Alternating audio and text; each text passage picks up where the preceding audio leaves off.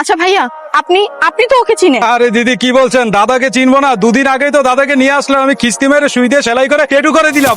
আর এখানে ট্যাটু কোথা থেকে আসলো? তোকে স্ত্রী হিসেবে মেনে নিচ্ছে নাকি ফাতেমাকে? ফাতেমাকে গোলাম কেন স্ত্রী হিসেবে মেনে নেবে? কারণ ফাতেমাই গোলামের প্রথম স্ত্রী বাবা। স্যার, আমরা আপনার ইমোশনটা বুঝতে পেরেছি স্যার। একটু ঠান্ডা হন, আপনি যা বলবেন, যেভাবে বলবেন, যা চাইবেন।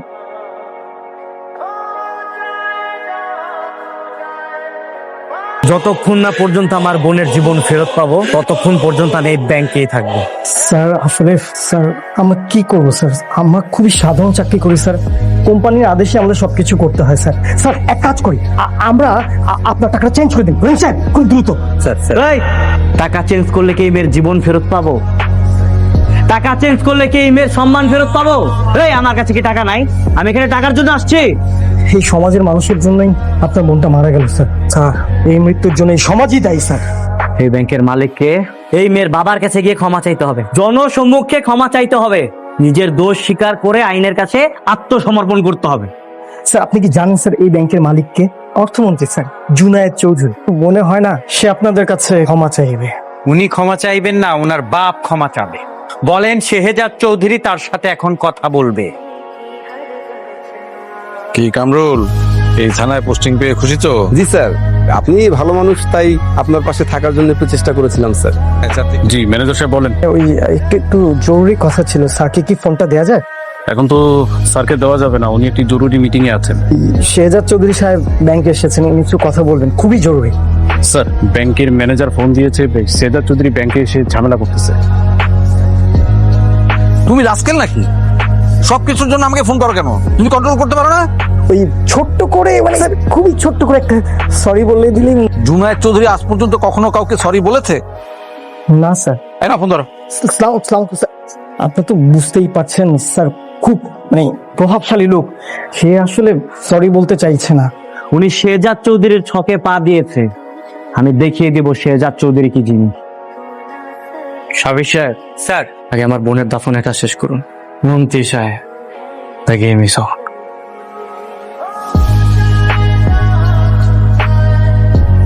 আপনি আমার বিয়ে পড়িয়েছিলেন, আপনার মনে আছে? অবশ্যই মনে আছে। আচ্ছা, আমাদের বিয়ের রেজিস্ট্রেশন কি হয়ে গেছে? হ্যাঁ, হয়ে গেছে তো।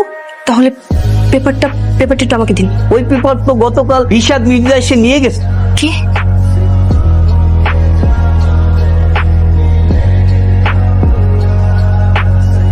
What is this? শেহজাদ সাহেব, দিন দিন আপনাদের সাহস অনেক বেশি বেড়ে যাচ্ছে। আপনারা এখন পুলিশকে বন্দুক তাক করছেন। অফিসার, আমি মন্ত্রীর সাথে কথা বলতে এসেছি। মন্ত্রী কি মামা বাড়ির মোয়া যে বন থেকে খুললাম আর দিয়ে দিলাম? শুনুন, মন্ত্রীর কারণে একটা মেয়ে মারা গেছে, আমি ওনার সাথে ডিরেক্ট কথা বলতে চাই। একটু অপেক্ষা করুন। আলম সাহেব, শেহজাদ সাহেব এসেছেন স্যারের সঙ্গে দেখা করতে। একটু স্যারকে জিজ্ঞেস করুন স্যার এখন ওনার সঙ্গে দেখা করবেন কিনা। শেহজাদ চৌধুরী বাড়ি পর্যন্ত চলে আসছে, আমি কি ভিতরে ঢোকার পারমিশন দিব? পাগল হয়ে গেছো তুমি? ওর সঙ্গে কথা বলবো আমি? ঘাড় ধাক্কা দিয়ে বের করে দাও। সরি স্যার, কিছু মনে করবেন না, এই শেহজাদ চৌধুরী কিন্তু অনেক ডেঞ্জারাস একটা ছেলে, মোর দেন গভর্নমেন্ট। যদি বেশি বাড়াবাড়ি করে কি করতে হবে তুমি ভালো করে জানো। ওভার, আপনি তো নিজের কারণেই সবকিছু শুনলেন। আই হোপ আপনার এখন চলে যাওয়া উচিত।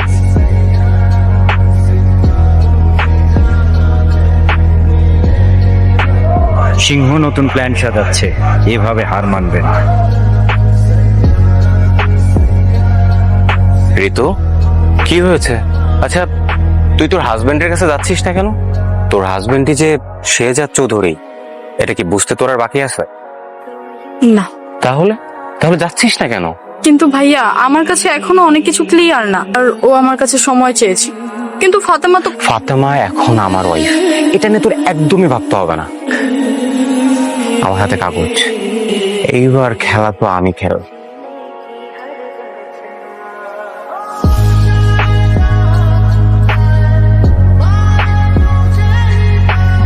গাড়ি থামিয়েছেন না? তোর বাপ। এটা জানিস কার গাড়ি? এটা অর্থমন্ত্রীর গাড়ি। স্টিকার দেখে চিনিস না? স্যারের ছেলেকে স্কুলে আনতে যাচ্ছি, রাস্তা ছেড়ে দে। চুপচাপ গাড়িতে গিয়ে বস, দেখতে পাচ্ছিস?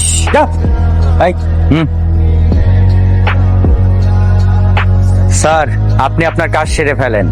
মন্ত্রীর ছেলেকে যে স্কুলে আনতে যাবে সেই ড্রাইভারকে আমি আটকে রেখেছি।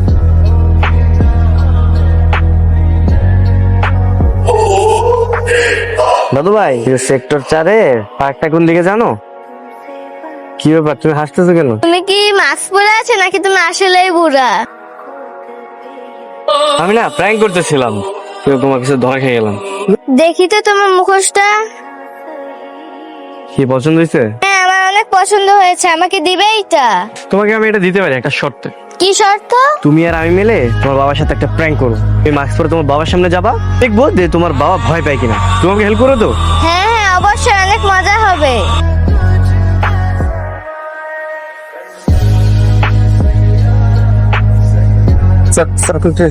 এই স্যার স্যার করো না তো।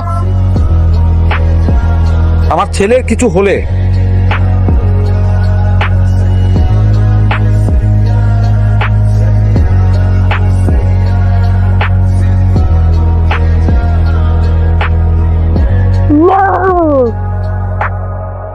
বাবা, ভয় পাইছো? হ্যাঁ বাবা। এখন আমি আম্মুকে যে ভয় দেখাবো।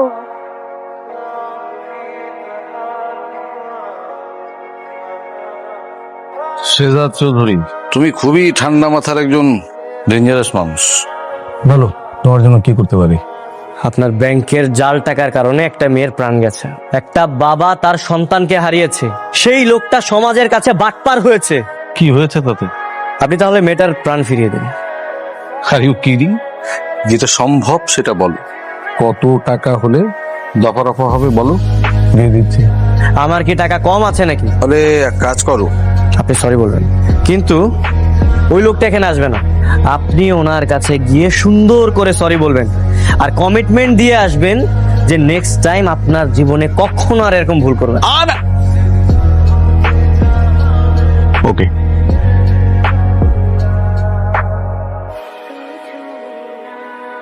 আসেন।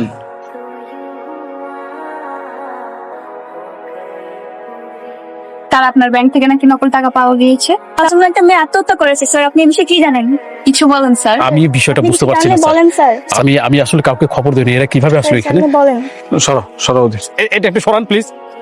আমি কি এতগুলো মানুষের সামনে সরি বলবো? জি, আপনি সবার সামনে ওনার কাছে ক্ষমা চাইবেন। মূর্তির মতো দাঁড়িয়েছেন কেন? যান, সরি বলুন।